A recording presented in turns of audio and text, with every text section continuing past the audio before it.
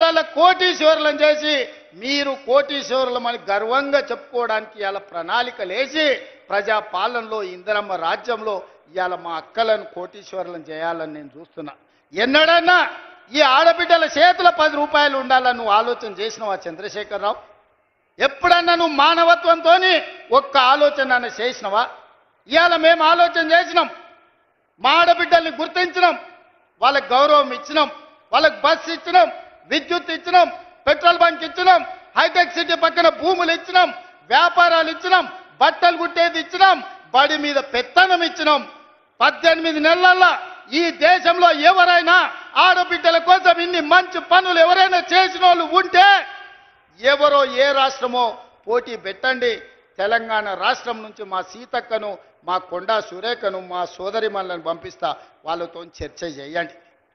ఇవాళ అక్కలను అందరినీ కూడా ఈరోజు చైతన్యవంతులను చేసి వాళ్ళ పిల్లల్ని చదివించుకునేటట్టు చేసి ఇవాళ మనం ఒక దిశగా వెళ్తుంటే చంద్రశేఖరరావు కుటుంబానికి దుఃఖం వచ్చింది, ఆరోగ్యం పాడైంది, దవాఖానలో పోయి షరీక్ అవుతారు. నేనేం చేస్తానే?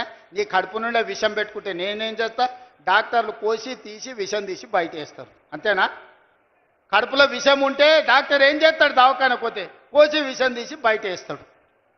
కడుపులో కంతి అయితే ఏం చేస్తారు అక్క? దవాఖానకు పోతే మనకు తెలుసు కదా, ఊర్లలో కడుపులో గడ్డ అయింది అనుకో, ఆ గడ్డ కోసి తీసి బయట వేస్తారు. మీ కడుపులో విషం నింపుకుంటే ఏం చేస్తారు? దవాఖానకు పోతే కోసి బయట వేస్తారు. ఇలా కడుపు నిండా విషం పెట్టుకొని మా ఆడబిడ్డల అభ్యున్నతి మీద ఇవాళ దుఃఖం గురించి మాట్లాడుతారు. ఇక నిరుద్యోగ యువకులు ఆనాడు అగ్గికి ఆవుతైన వాళ్ళు కొందరు, ఉరి కొయ్యలకు వేలాడి ఉరేసుకున్న వాళ్ళు ఇంకొందరు, రైలుకు ఎదురేగి ప్రాణ త్యాగాలు చేసిన వాళ్ళు ఇంకొందరు. తెలంగాణ ఉద్యమంలో ఉస్మానియా కాకతీయ యూనివర్సిటీల విద్యార్థులు వీరులై ఆకాశానికి ఎగిరినరు, తారలై ఆకాశంలో మెరిసినరు తెలంగాణ రాష్ట్రం కోసం. వాళ్ళు కొట్లాడిందే కొలువుల కోసం.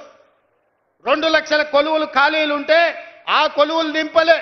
నీ బిడ్డ ఎంపీ కొడిపోతే ఎంబడే ఎమ్మెల్సీ ఇచ్చినావు. నీ చుట్టం వినోద్ రావును బండకేసి కొట్టే ఎంబడే ప్రభుత్వంలో ఇంకొక క్యాబినెట్ ర్యాంకు పదవి ఇచ్చినావు. నీ కొడుకుకు మంత్రి ఇచ్చినావు, నీ అల్లునికి మంత్రి ఇచ్చినావు, నీ సడ్డకుని కొడుకుకి రాజ్యసభ ఇచ్చినావు, నీ ఇంటి నిండా కొలువులు ఇచ్చుకున్నావు. కానీ మా చదువుకున్న పేదోళ్ళ పిల్లలకు ఎక్కడైనా కొలువులు ఇచ్చినవా?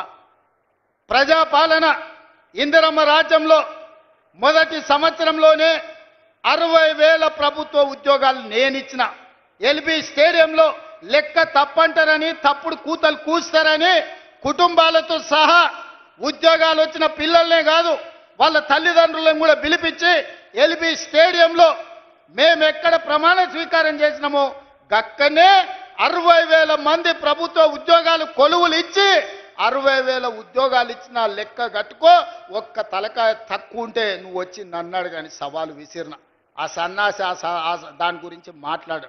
ఇప్పుడు కూడా నేను చెప్తున్నా, 2.5 సంవత్సరాలు పూర్తి చేసుకునే లోపల మా పరిపాలన 2.5 సంవత్సరాలు పూర్తి చేసుకునే లోపల ఇంకా 40,000 ఉద్యోగాలు ఇచ్చి మొదటి అర్ధ భాగంలో 1,00,000 ప్రభుత్వ కొలువులు ఇచ్చి దేశానికి ఆదర్శంగా నిలబడి తెలంగాణ మోడల్ అంటే ఇదిరా, తెలంగాణ రాష్ట్రంలో నిరుద్యోగులను ఆదుకునే సోదరుడు ఉన్నాడు, ప్రభుత్వ కొలువులు వస్తాయి, చదువుకున్న పిల్లలకు వాళ్ళ కులాలు చేపలు పట్టుడు చెప్పులు గుట్టుడు కాదు, వాళ్ళు ప్రభుత్వ కొలువులు చేస్తే వాళ్ళ తల్లిదండ్రుల జీవితాలు మారుతాయి.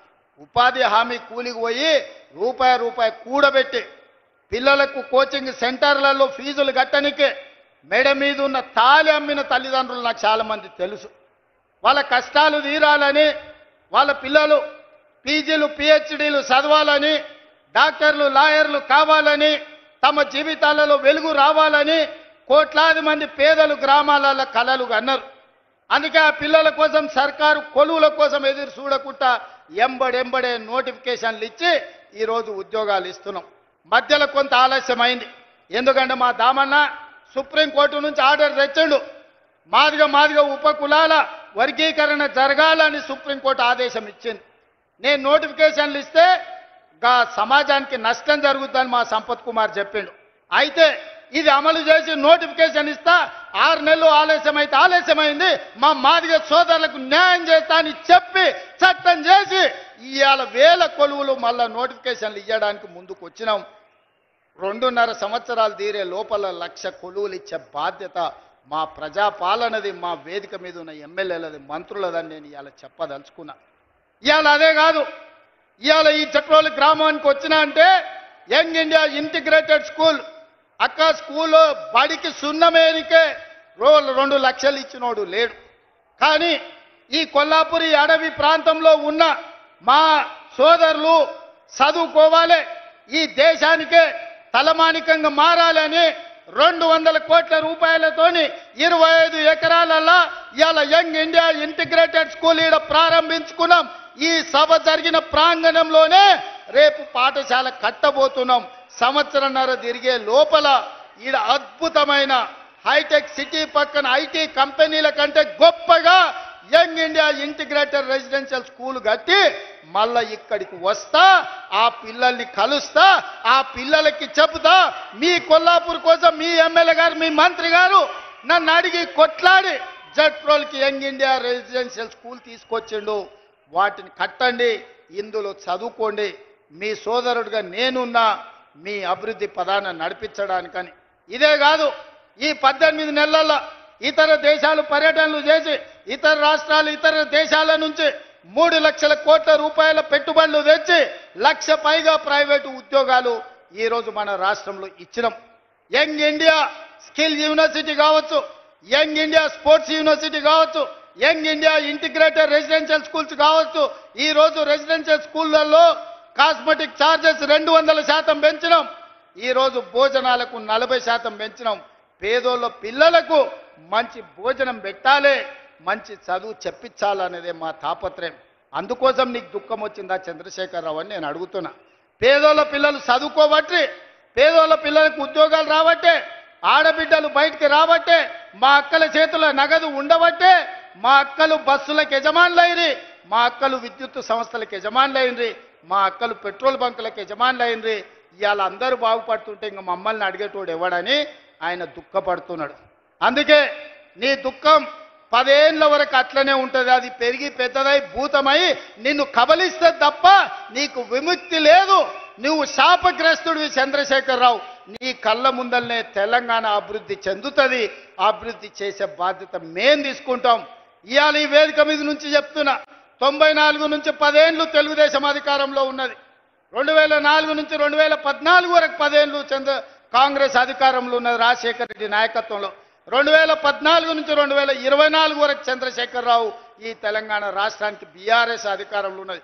2024 నుంచి 2034 వరకు రాసుకో చంద్రశేఖరరావు. నీ డైరీలో కాదు, నీ గుండెల్లో రాసుకో.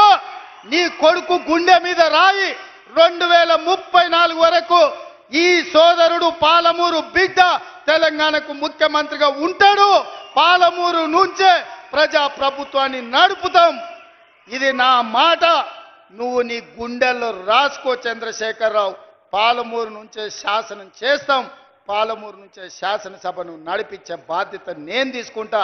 నువ్వు దుఃఖం వస్తుందో, బాయిలో దుంకుతావో, పెట్రోల్ పోసుకొని తగిలబెట్టుకుంటావో అది నీ ఇష్టం. కాకపోతే నా కోరిక ఒక్కటే, నువ్వు అసెంబ్లీకి రావాలి, అపోజిషన్లో కూర్చోవాలి. మేము చేసే మంచి పనులు చెప్తుంటే నువ్వు కుమిలి కుమిలి ఏడవాలి. అందుకే నేను అసెంబ్లీకి పిలుస్తున్నా.